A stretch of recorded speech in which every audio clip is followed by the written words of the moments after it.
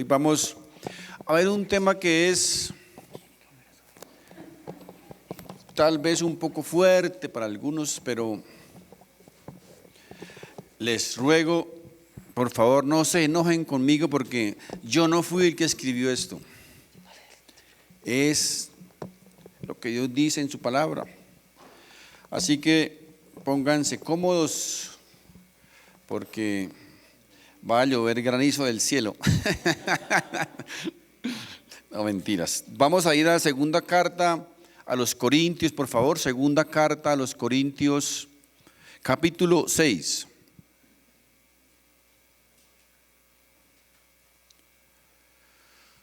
Segunda carta a los Corintios, capítulo 6. Vamos a leer del verso 14 al verso 17. Reina Valera del 60, la traducción, la revisada, perdón. Dice la palabra de Dios: no os unáis en yugo desigual con los incrédulos, porque ¿qué compañerismo tiene la justicia con la injusticia? ¿Y qué comunión la luz con las tinieblas? ¿Y qué concordia Cristo con Belial? ¿O qué parte el creyente con el incrédulo? ¿Y qué acuerdo hay entre el templo de Dios y los ídolos? Porque vosotros sois el templo de Dios viviente. Como Dios dijo: habitaré y andaré entre ellos, y seré su Dios, y ellos serán mi pueblo. Fijémonos aquí, mis hermanos, que Pablo estaba exhortando allí en aquel entonces a los corintios y a nosotros hoy día como creyentes a no establecer ninguna clase de relación profunda, vínculos o yugos, como los llama él, con los no creyentes. ¿Por qué? Sencillamente porque él sabía que eso puede llegar a debilitar nuestro andar con Cristo, a debilitar nuestro caminar con Cristo, y que vamos a estar expuestos a transgredir los principios y preceptos de la palabra de Dios. Miren, cuando un creyente, cuando un cristiano dice: mis mejores amigos no son creyentes, no son cristianos, está diciendo que sus mejores amigos son incrédulos. Entonces, algo está pasando ahí, algo está sucediendo, porque dice la Biblia: ¿qué relación puede existir o qué comunión hay entre el creyente y el no creyente? A ver, si tu mejor amigo o si tu mejor amiga es un incrédulo, es decir, que estás andando con él o con ella para arriba y para abajo, estás compartiendo con él o con ella gran parte de su tiempo, y es obvio, mis hermanos, es obvio que el no creyente hace un montón de cosas que nosotros como cristianos, como creyentes, no debemos hacer, no debemos practicar. Pero ¿qué sucede entonces cuando su mejor amigo, por ejemplo, ve pasar por ahí unas muchachonas y le dice: ve, qué buenas muchachonas, invitémoslas y nos tomamos unos traguitos con ellas? La pregunta es: ¿qué vas a hacer si es tu mejor amigo? O viceversa, ¿es tu mejor amiga? Porque repito, si es tu mejor amigo y tu mejor amiga, es porque compartes muchas cosas con él o con ella, o concilias otras más que él piensa, que él cree, que él hace. Y entonces, repito, mis hermanos, algo está mal ahí, algo está pasando. Recuerden que Pablo nos exhorta a no estrechar vínculos profundos con los no creyentes, a no establecer vínculos, repito, vínculos profundos con el no creyente. Ahora, ¿significa esto entonces que no podemos hablar, que no podemos tratar con un inconverso, con un incrédulo? No, no está diciendo eso, por supuesto que no. Lo que Pablo aquí se refiere es a no participar de sus prácticas, a no participar de su estilo de vida. Eso es lo que el apóstol Pablo aquí nos está diciendo. Miremos la carta a Tito, capítulo 2, verso 11 en adelante. Tito 2, 11 dice: porque la gracia de Dios se ha manifestado para salvación a todos los hombres, enseñándoos que, renunciando a la impiedad y a los deseos mundanos, vivamos en este siglo sobria, justa y piadosamente. Ahora esto es para los creyentes, para los hijos de Dios. Si no eres hijo de Dios, no importa, ¿cierto? Dice el verso 13: aguardando la esperanza bienaventurada y la manifestación gloriosa de nuestro gran Dios y Salvador Jesucristo, quien se dio a sí mismo por nosotros para redimirnos de toda iniquidad y purificar para sí un pueblo propio, celoso de buenas obras. Ahora, ¿a qué se refiere aquí con celoso de buenas obras? Les voy a explicar primero qué no significa aquí, repito aquí, qué no significa buenas obras. No son buenas obras aquí en este contexto. Lo que nos enseñaron en el catecismo, recuerden, en nuestra religión tradicional antiguamente, que decían que todos los días tenemos que hacer nuestra obra de caridad, ¿recuerdan?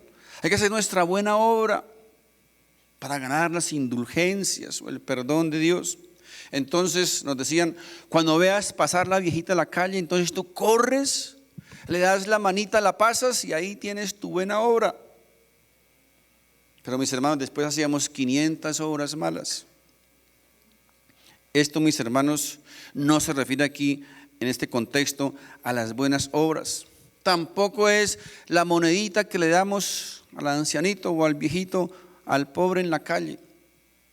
No estoy diciendo que eso no lo debemos hacer. Sí lo debemos hacer, ¿verdad? Y es bendición. Pero aquí en este contexto no se refiere a esas buenas obras.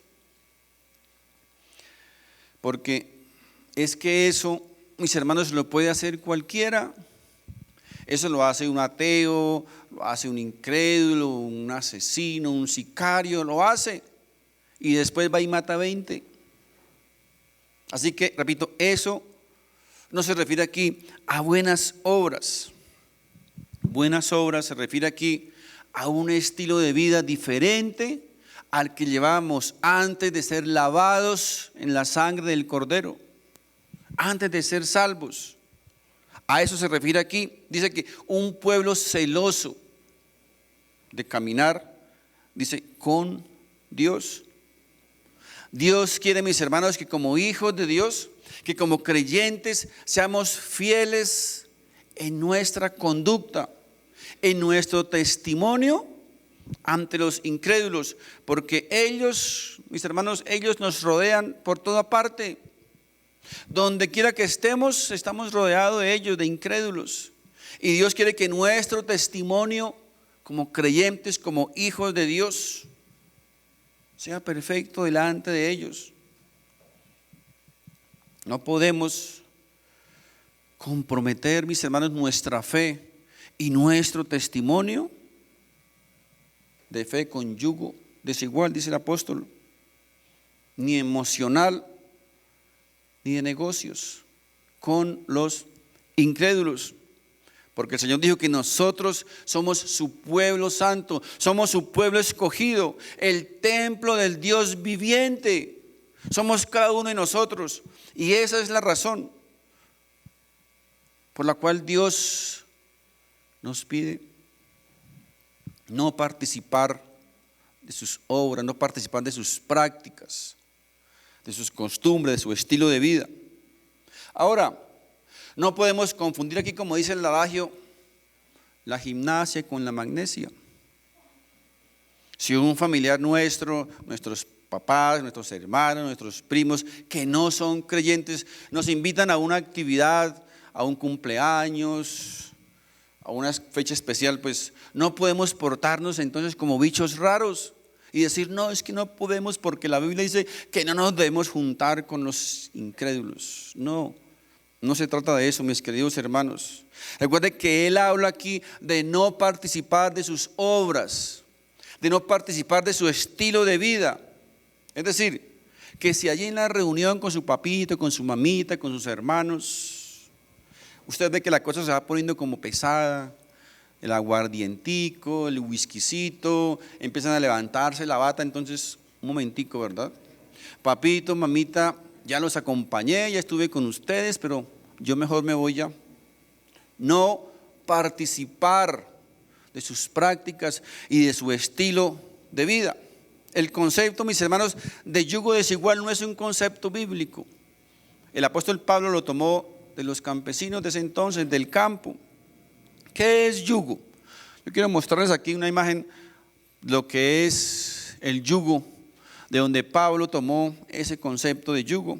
No es más que un travesaño que le colocaban a los bueyes para llevarlos juntos. Ese es un yugo, para que los bueyes pudiesen trabajar perfectamente allí en el campo. Y Pablo toma ese concepto de yugo, repito, de esos campesinos, porque ellos sabían que para que estos dos bueyes pudiesen trabajar perfectamente en el campo, esos bueyes tenían que tener algunas características especiales. Por ejemplo, si un buey pesaba 500 kilos, el otro buey debe estar aproximadamente en el mismo tamaño, porque si no que se iba a recostar en el más débil y lo iba a agotar. Si un buey era muy alto, no podía colocarle un buey bajito o viceversa, porque repito, eso iba a hacer muy difícil el trabajo de esos bueyes. Ahora, en cuanto a las relaciones personales, Pablo nos dice que debe existir cierta similitud, como en los bueyes. Dice el libro de Éxodo, capítulo 34, verso 12, nos dice lo siguiente. Dice: guárdate de hacer alianza con los moradores de la tierra donde has de entrar, para que no sean tropezadero en medio de ti. Fíjense lo que dice aquí: cuídate de hacer tratados o alianzas o pactos, es decir, promesas, vínculos profundos, compromisos. Ahora, la pregunta es, ¿qué es un matrimonio? ¿Recuerdan? Es un pacto, es un compromiso, es un vínculo profundo que establecemos con nuestra pareja. Ahora, fíjense, dice, para que no sean tropezadero en medio de ti. Miren, esa palabra tropezadero, tropezar, viene de un término que significa que se usaba para referirse a trampas para atrapar animales, ganchos que colocaban en las narices los animales para atraparlos, para agarrarlos. Dice, significa ruina. Entonces fíjense aquí lo que dice: cuídate de hacer alianza, cuídate de hacer pactos, compromisos con esos pueblos paganos. ¿Para qué? Para que no te atrapen como a un animal, para que no caigas aquí como una argolla en el hocico de un animal y te quiten la libertad. Ahí mismo en el libro de Éxodo, el mismo capítulo, el verso 15 y 16 dice algo bien interesante. Dice: por tanto, no harás alianza con los moradores de aquella tierra, porque fornicarán en pos de tus dioses y ofrecerán sacrificios a sus dioses y te invitarán y comerás de sus sacrificios, o tomando de sus hijas para tus hijos y fornicando sus hijas en pos de sus dioses, harán fornicar también a tus hijos en pos de los dioses de ellas. Mis hermanos, este es un texto tremendamente poderoso, revelador y de gran advertencia. ¿Qué nos enseña esto? Mis hermanos, que es mayor la influencia que ejerce el no creyente hacia él que el creyente.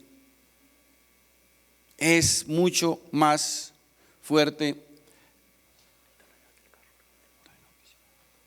Es mucho más fuerte, repito, el poder que ejerce el no creyente hacia él que viceversa. Normalmente, cuando un creyente se casa o se une con un no creyente, el creyente o el cristiano con el tiempo termina alejándose de Dios, termina apartándose de Dios. ¿Por qué? Porque, mis hermanos, es más fácil hacer lo malo que hacer lo bueno.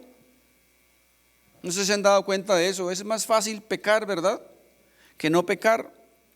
Por eso Dios le ordenó a su pueblo el no hacer alianzas, el no hacer pactos ni compromisos con pueblos paganos. Y a veces, mis hermanos, como creyentes, hay que pagar un precio. La salvación es gratis, ¿verdad? Para nosotros es gratis. No tenemos que pagar ningún precio por la salvación. Pero hay precios, mis hermanos, que debemos pagar por ser creyentes. Y por ejemplo, es un precio. No tener ningún vínculo estrecho, pactos, compromisos con los no creyentes. Hay hermanos, hay cristianos alrededor del mundo que, aunque son salvos, pero están pagando un precio tremendo por su fe, incluso con su misma vida. Eso es lo que Dios nos pide como creyentes. Ese es el precio que debemos pagar si decimos amar a Dios. Miren, en el libro de Jueces, capítulo 3, aquí vamos a ver, repito, algo mucho más tremendo de por qué Dios permitió que estos pueblos paganos se acercaran al pueblo judío. Aquí nos va a decir por qué Dios, repito, permitió eso. Y muchas veces Dios permite también esto con los creyentes. ¿Para qué? Para probarnos a ver si de verdad le amamos. Él va a permitir muchas veces que un no creyente se te acerque, te muestre los dientes.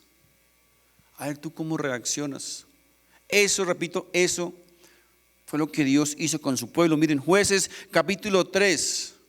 Vamos a leer del verso 1, dice: estas pues son las naciones que dejó Jehová. Fíjense, Dios las dejó a propósito, que dejó Dios. Destruyó muchas naciones paganas, pero dejó unas a propósito. ¿Para qué? Para probar con ellas a Israel. Qué tremendo, ¿verdad? Para probar a su pueblo, para probar la fidelidad de su pueblo, si de verdad lo que decían de él es cierto.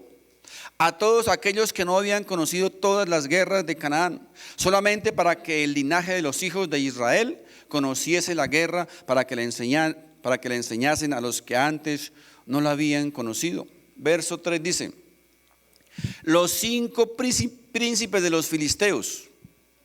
Esto fue lo que dejó, mire, dejó 5 príncipes de los filisteos, todos los cananeos, los sidonios y los heveos que habitaban en el monte Líbano, desde el monte de Baal Hermón hasta llegar a Amad. ¿Y fueron para qué? Una vez más, ¿para qué? Miren, para probar con ellos a Israel, para saber si obedecerían los mandamientos de Jehová que él había dado a sus padres por mano de Moisés.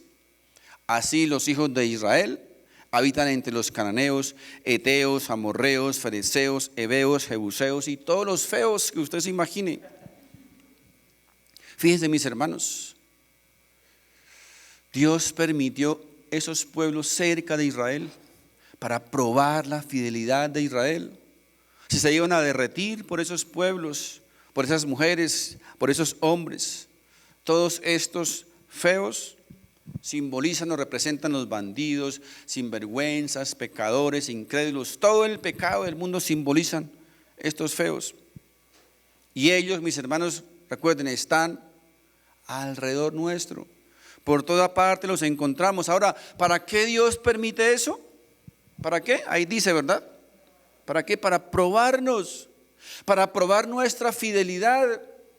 Si realmente amamos a Dios o si son palabras que se las lleva el viento. Mira, el verso 3 dice: y tomaron de sus hijas por mujeres y dieron sus hijas a los hijos de ellos y sirvieron a sus dioses.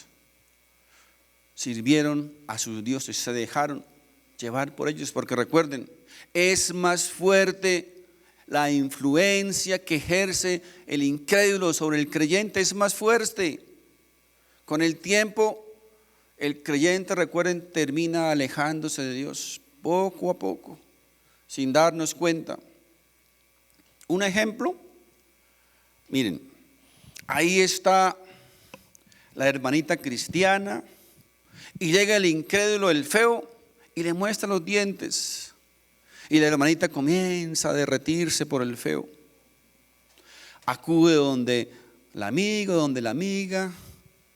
Obviamente va donde la amiga o el amigo no maduro espiritualmente, ¿cierto? Ay, hermanita o hermanito, voy a darme mi oportunidad. Voy a darme una oportunidad. Ahora la pregunta es, ¿por qué no va donde el hermanito o la hermanita maduros espiritualmente? ¿Saben por qué no va? Porque va a recibir la respuesta que no quiere escuchar. El hermanito maduro o madura espiritualmente le va a decir lo que dice la palabra de Dios. Pero el que es así medio cristianito, pues le va a decir: no, tranquilo, tranquila, no te preocupes. Date una oportunidad, sin importar lo que Dios dice en su palabra.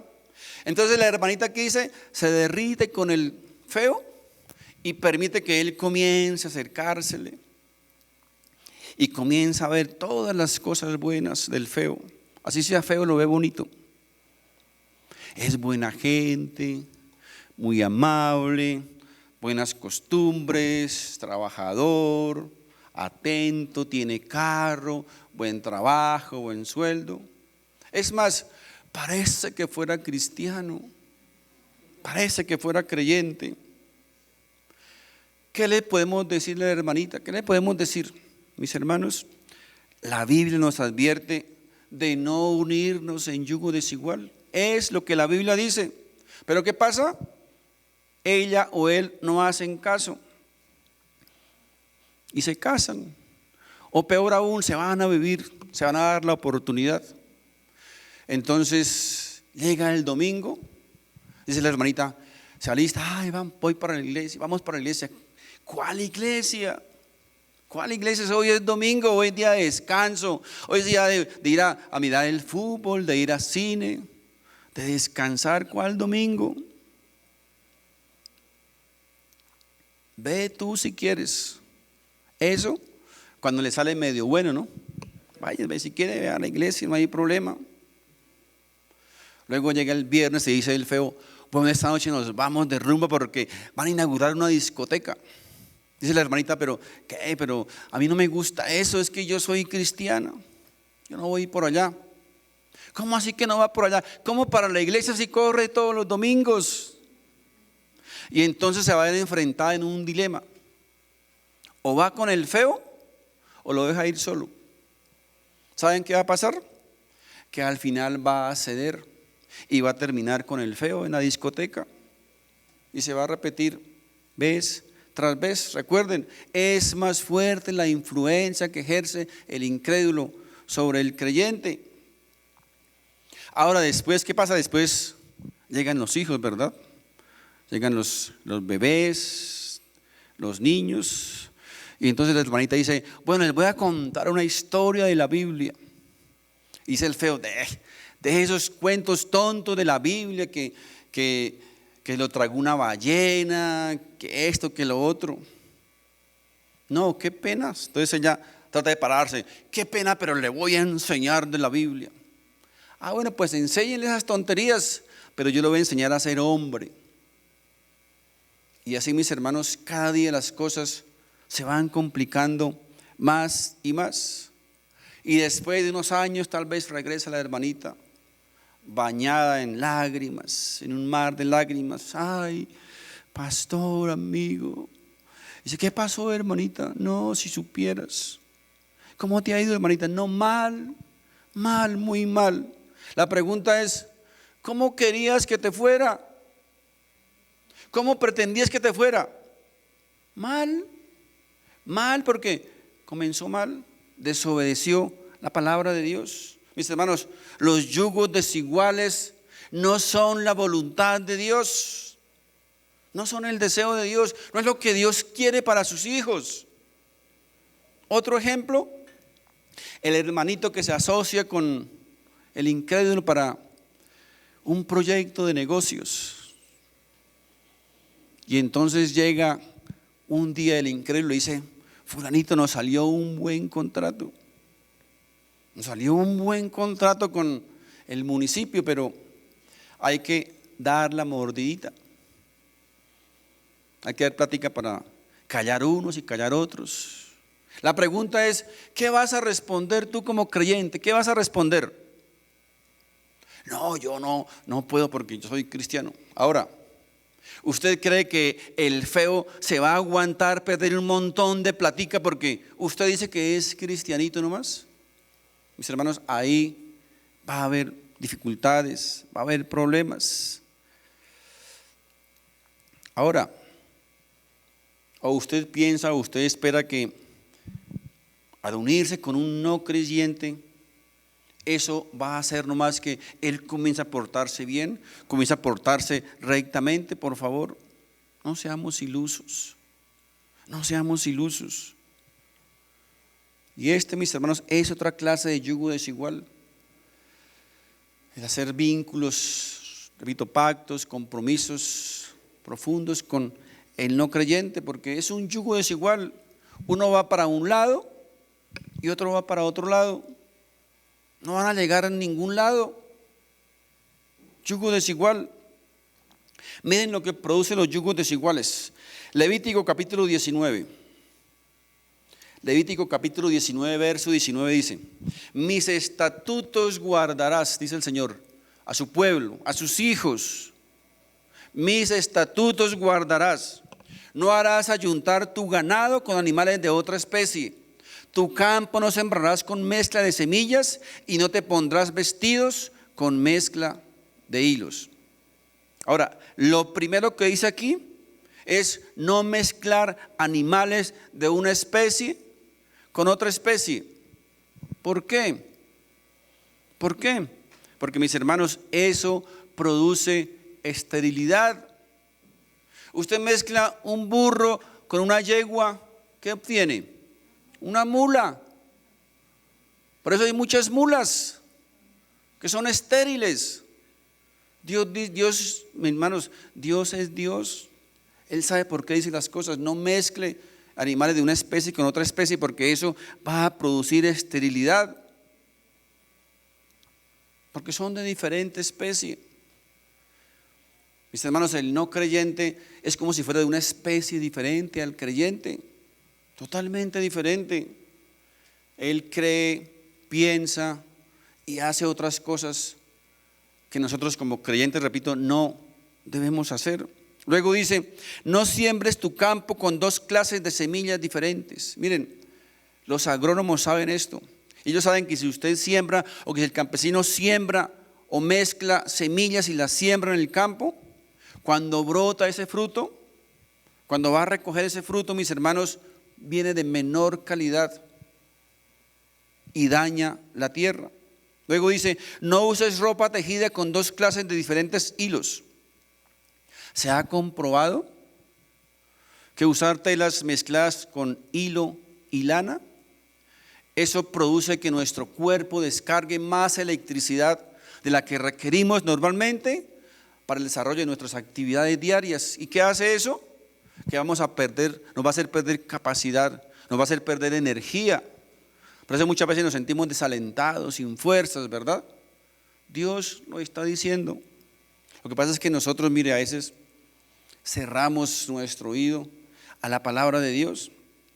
Aunque esto era algo en la práctica, pero tiene también o tenía un valor espiritual, el de obedecer los mandatos del Señor y no mezclarse con yugos desiguales entre la luz y las tinieblas, la justicia y la injusticia. Así que por eso, mis hermanos, existen hoy día muchos creyentes como las mulas, estériles. No producen nada espiritualmente. ¿Saben por qué? Porque han mezclado lo santo con lo profano. Han traído el mundo a sus vidas, a su familia. Han contaminado lo santo con lo impuro. Se convierten en estériles espiritualmente.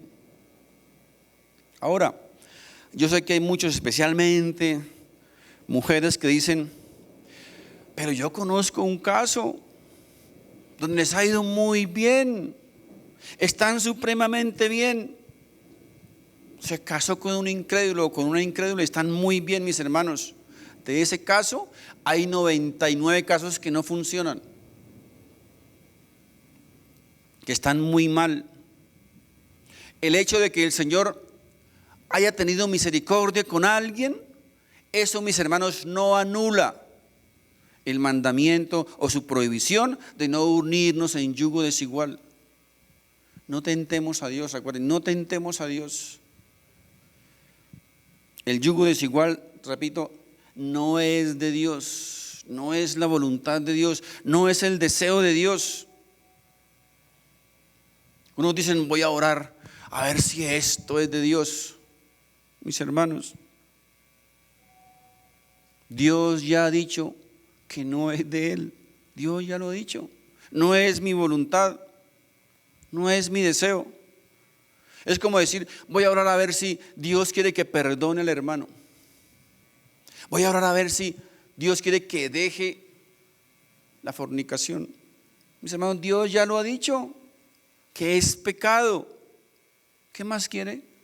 ¿Qué más quiere esperar? ¿Que Dios cambie su modo de pensar? Mis hermanos, Dios no se equivoca. No te creas más listo o más lista que Dios. Dios no se equivoca. En el 99% de veces, en los casos en los que un creyente se enreda con un no creyente, repito, termina alejándose de Dios esa persona. Termina alejándose de Dios sin darse cuenta. Cuando menos piense, no vuelve a la iglesia, ya no lee la Biblia, ya no ora, ya no tiene comunión, sin darse cuenta. Dios lo sabía y por eso Dios nos advierte.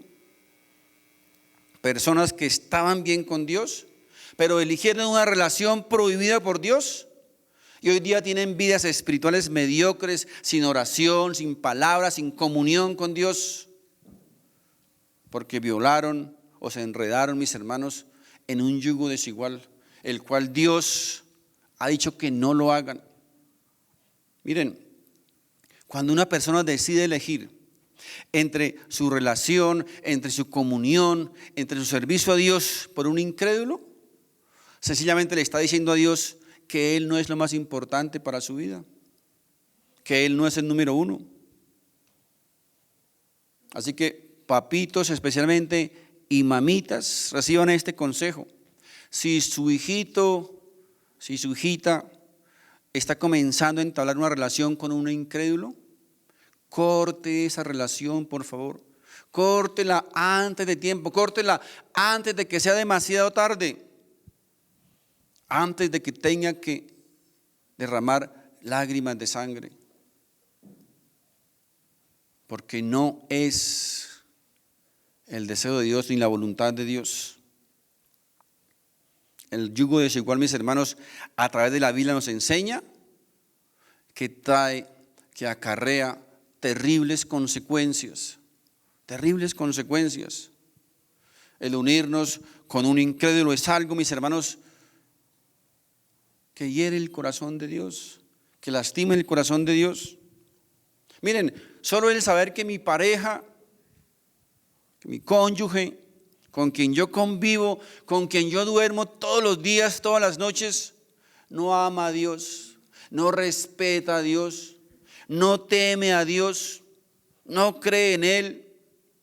Eso, mis hermanos, eso solo debe ser ofensivo para nosotros como creyentes, para nosotros como hijos de Dios que amamos a Dios. Ahora no sé si has pensado algo.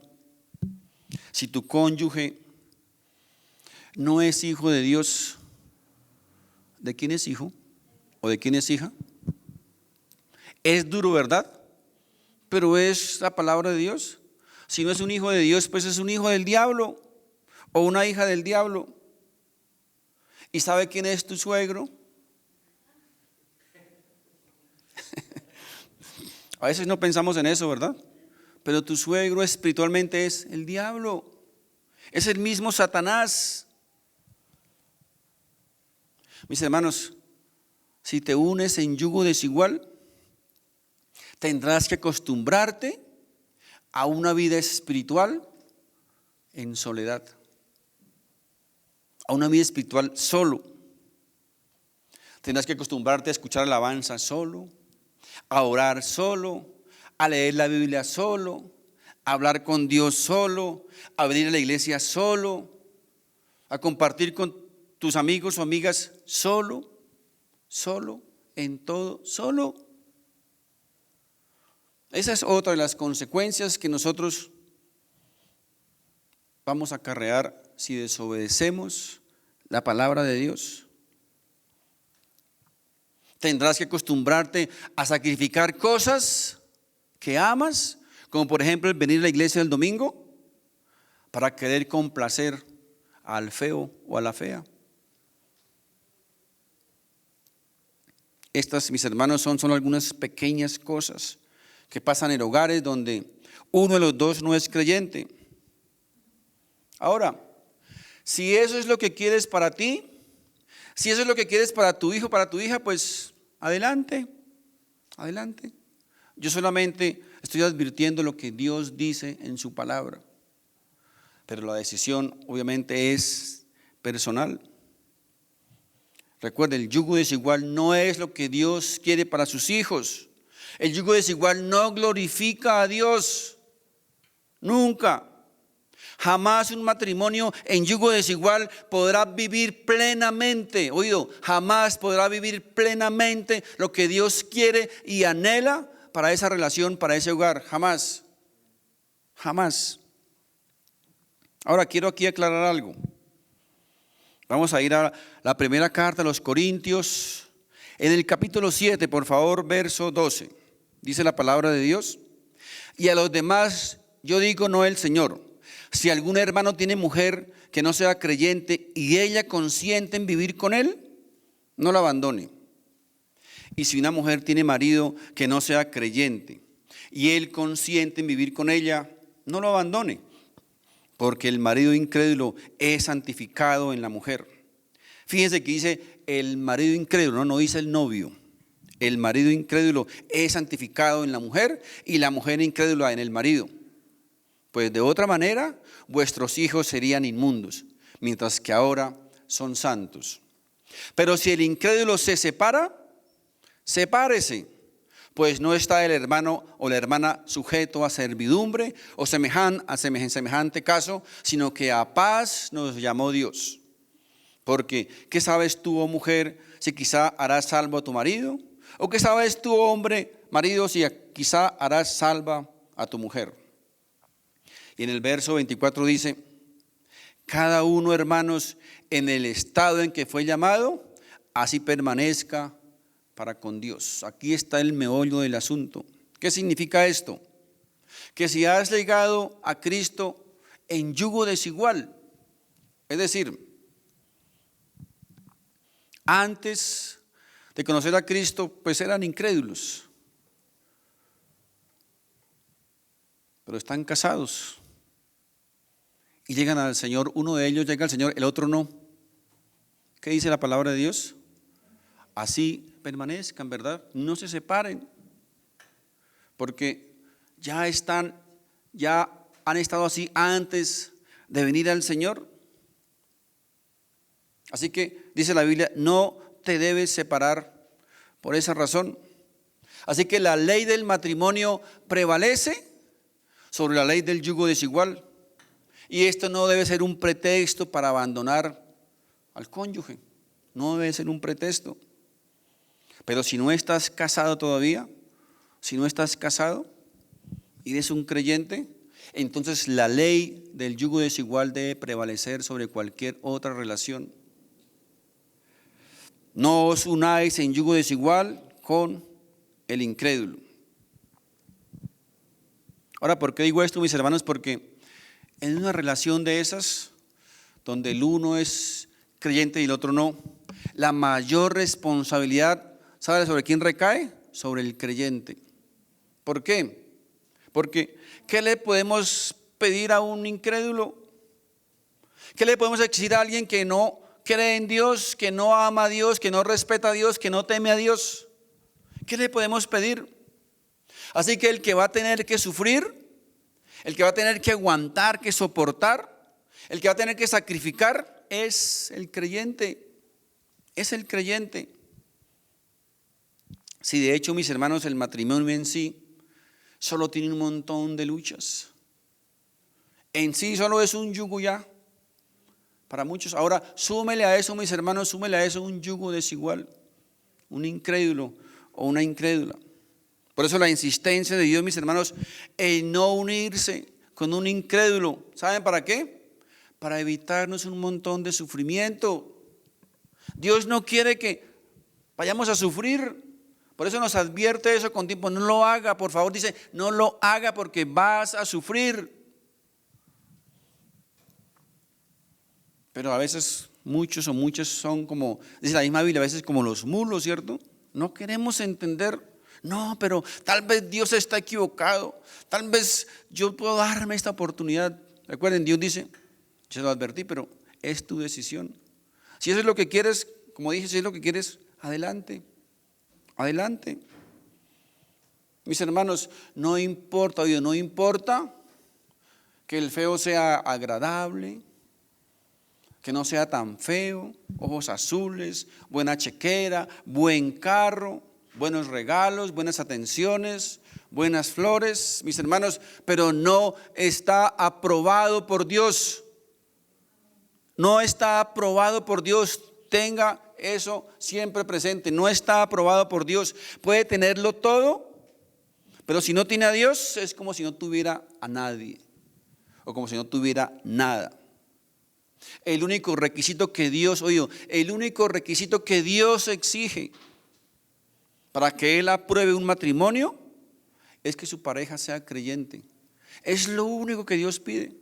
De resto, mis hermanos o mis hermanas, lo que quiera, flaco, gordo, calvo, mechudo, bajito, lo que sea. Pero Dios exige que sea creyente, que ame a Dios. Pero es que, pastor, lo conocí en la iglesia. Mis hermanos, en las iglesias o a las iglesias vienen muchos lobos en busca de caperucitas. Muchos lobos vestidos de ovejas. Entonces, ¿cómo sé que es creyente? ¿Qué dice la Biblia, mis hermanos, para reconocer a un creyente? ¿Qué dice la Biblia? Por sus frutos los conoceréis. Averigüe con su familia, averigüe con sus padres, ora en casa, lee la Biblia en casa. ¿Cómo trata a sus papás? ¿Cómo se expresa con sus papás? ¿Trabaja? ¿Cuánto tiempo dura en el trabajo? Y muchas cositas más, ¿verdad? Frutos.